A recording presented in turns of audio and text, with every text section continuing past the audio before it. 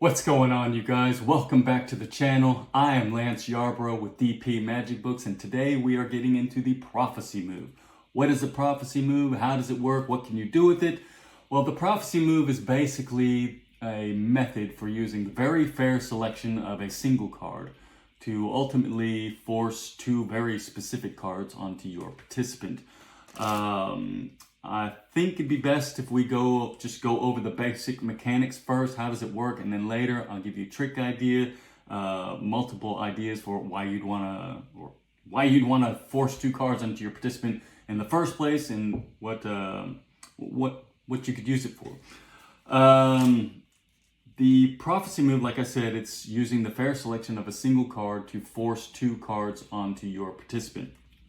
Those two cards that you're going to force need to be the original top card and bottom card of the deck. Those are the position. Those are going to be the force cards. We're going to work with the two black aces so that you can follow along. So we got ace of clubs on the bottom, ace of spades on top, and these are they're going to be the cards that you're going to ultimately force. Now, you're going to be spreading the cards and inviting your participant to touch. Now, this is an important part. You want them to touch any card. You don't want them to take a card, because the move works by you being the one showing them what the card is that they touched. So you're going to spread the cards. And also, a personal note, I recommend, you're going to spread the cards and you're going to invite them to touch any card that they would like. But I don't recommend you hold the cards in a static position like this and invite them to touch a card, because it just doesn't work as well, in my opinion. Having the cards spread first of all, it's difficult for you. They're going to touch one and to know exactly which one it is that they're touching. Also, it just flows better if you do it like this. If you spread the cards slowly and invite them to touch a card as you spread the cards.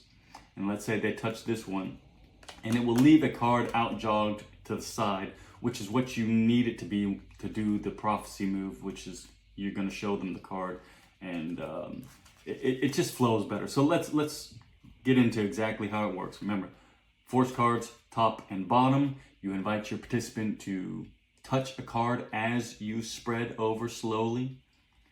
They touch any card. Let's say they touch this one. You leave that card out jogged to the side. Now your right hand turns towards your body, and you're going to grip their selected card with your thumb on the top right corner, and you're going to flip it forward to show what it is they selected. And that's what's so great about the prophecy move, is that it's a completely fair selection.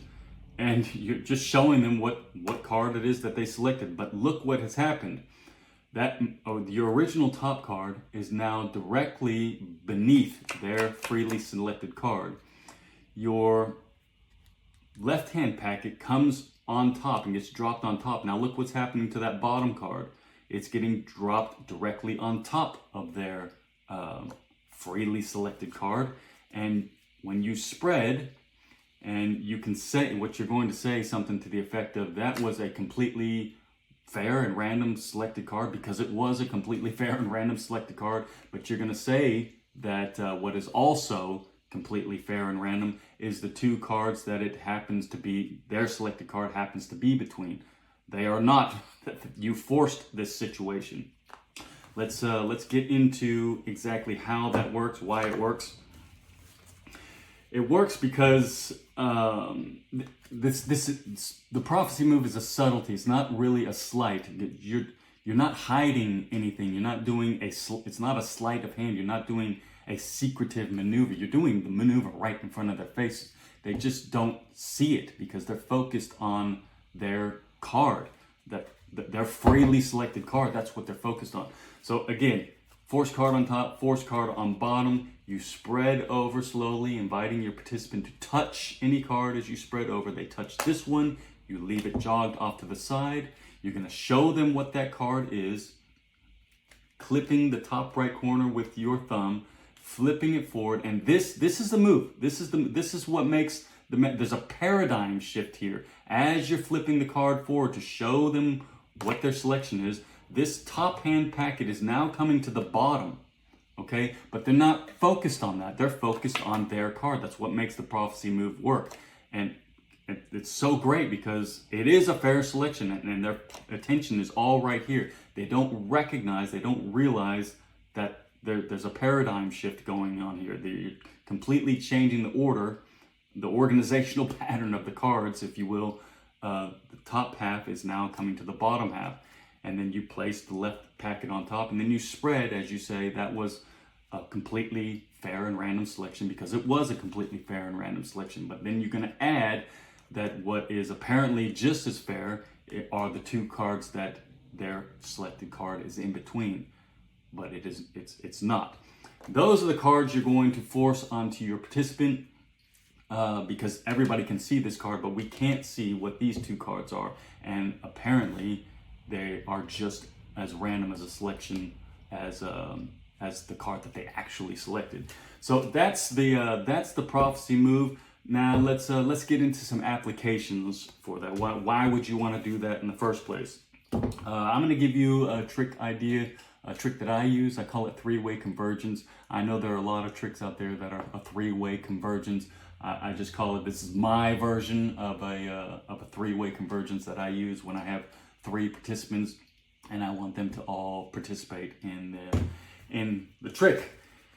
So for this one, you're going to perform two prophecy moves. The first move, you're going to have participant one select the card using the prophecy move.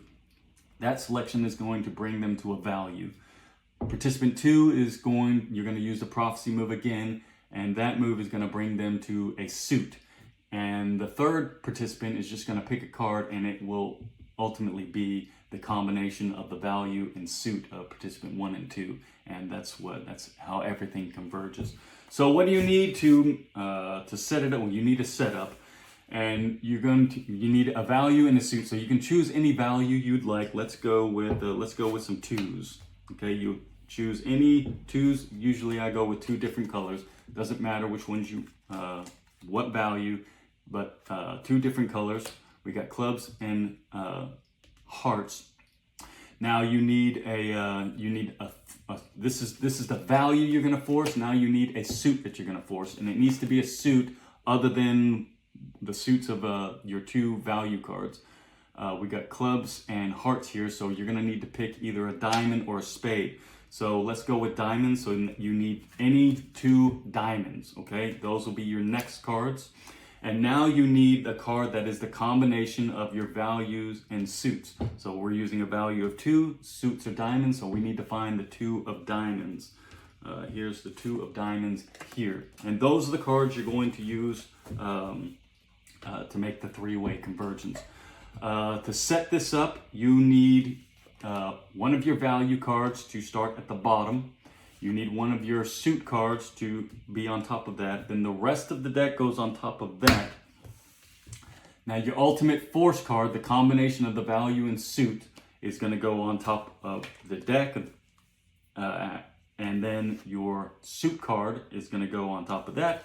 And then another one of your value cards is going to go on top of that. That's the setup. Again, value card at the bottom, suit card on top of that, the rest of the deck, and then your ultimate force card, suit force, and then a value force. That's the setup, and it has to stay in this order. You can't disrupt this. You can't disrupt this order because the prophecy move forces the top and bottom card of the deck. So it means you're going to need to do a complete false shuffle or complete false cut.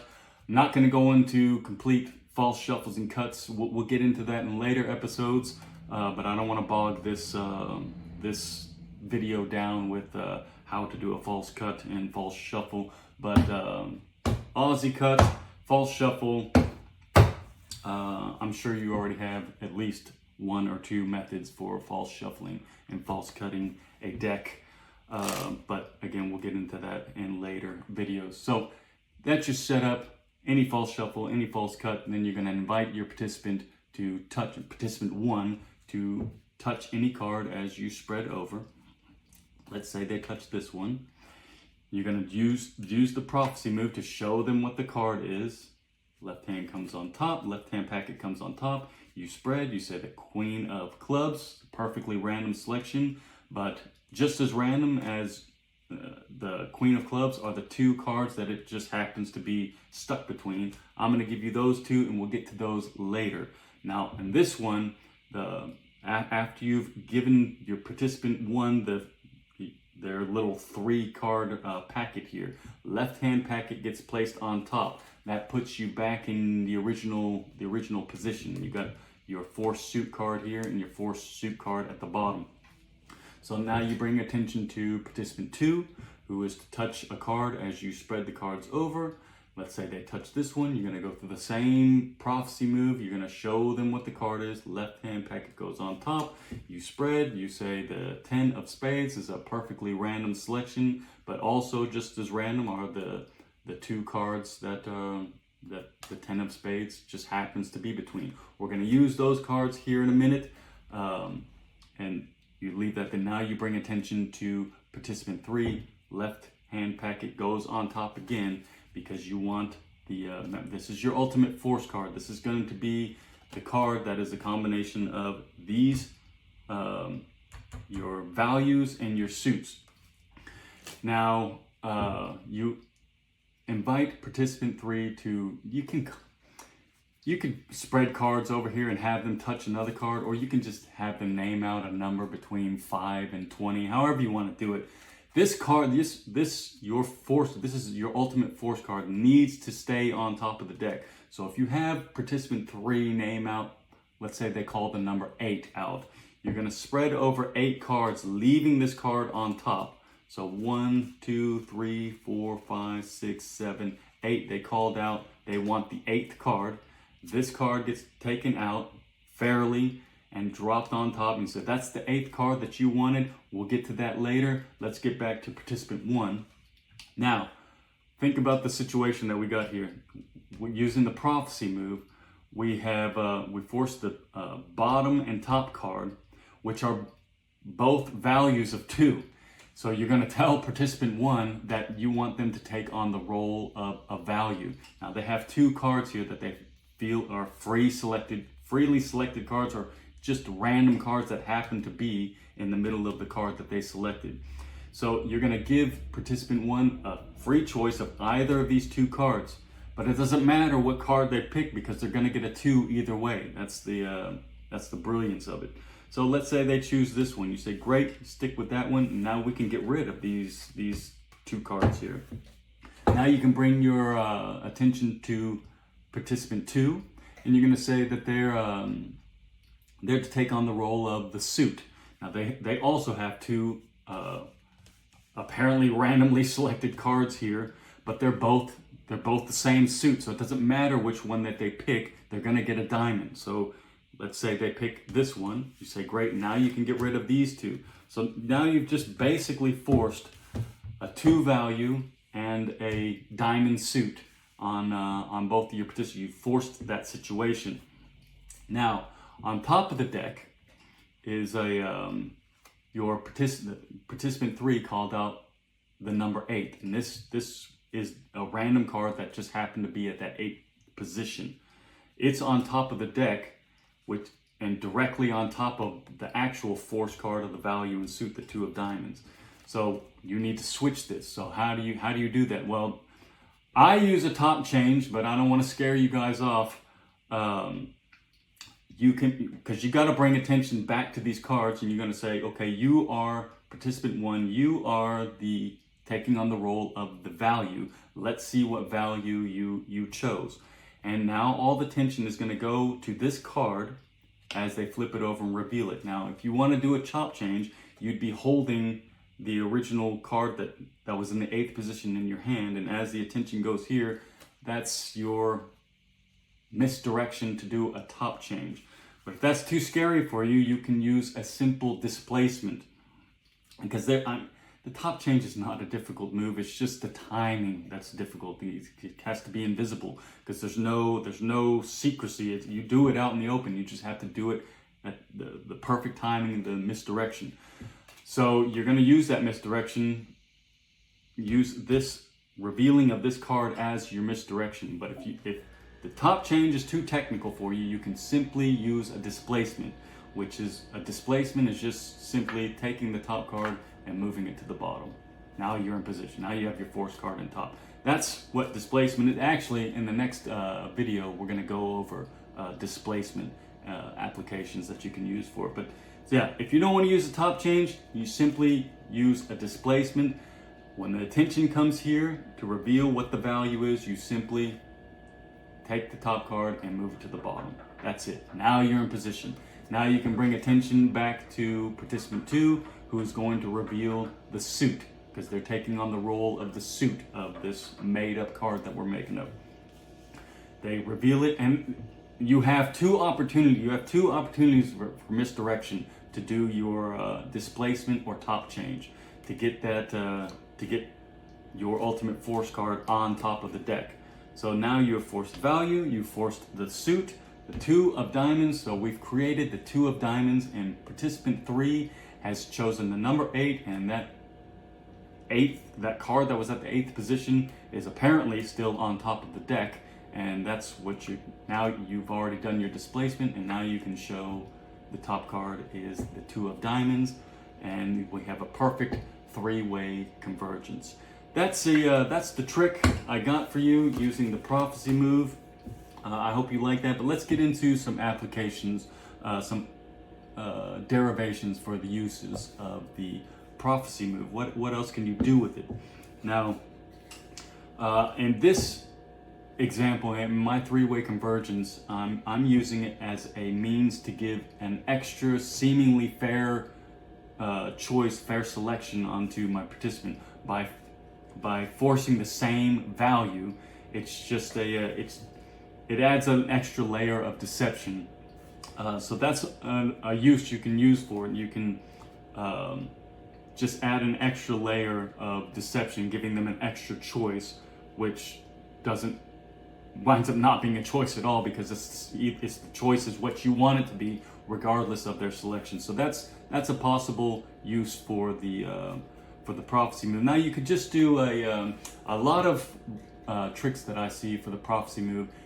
Use because it's 2 cards, and that's a perfect way to set up creating a card by using a value and a suit. So you can just do that one time over if you wanted to force the 2 of hearts, for example. You have any 2 on top, not a 2 of hearts, but any 2 on top and any heart on the bottom. You could force that situation by using the prophecy move. They touch this card, you show what it is, you do the prophecy move, and now you have forced a heart and a value, a suit and a value. So you just tell them, we'll use 1 card for the value and 1 card for the suit, and that's how you can force a card using 2 cards. That's a very typical use, using the 2 cards forced by the prophecy move to force a value and a suit. But it doesn't necessarily have to be a value or suit. You could force a 2-digit number.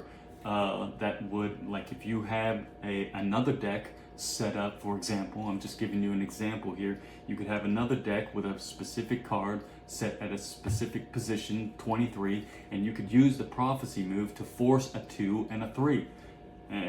Or you could use the prophecy move to force a single-digit number by adding, or you could add the 2 cards together. If you have you could force a 3 and a 7 on them using the prophecy move. Add those 2 together, that gets you 10, and that brings you to whatever you have set up at the 10th position of whatever. You could force a word. You could force the 12th page of a book if you wanted to, by using the prophecy move to force 2 6s or whatever. There's lots and lots of different applications that you could apply to this by forcing 2 cards. You can force values, suits. You can give You can give an additional layer of choice. That's not a real choice. You can force 2-digit numbers. You can force. You can do an addition sequence that brings you to a big number that leads you to something else. So I hope I've given you guys some ideas. I hope I've explained the prophecy move well enough so that you can get into it and create your own effects out of it. That's all I got for you today. That's the prophecy move, and I guess we'll see you on the next one.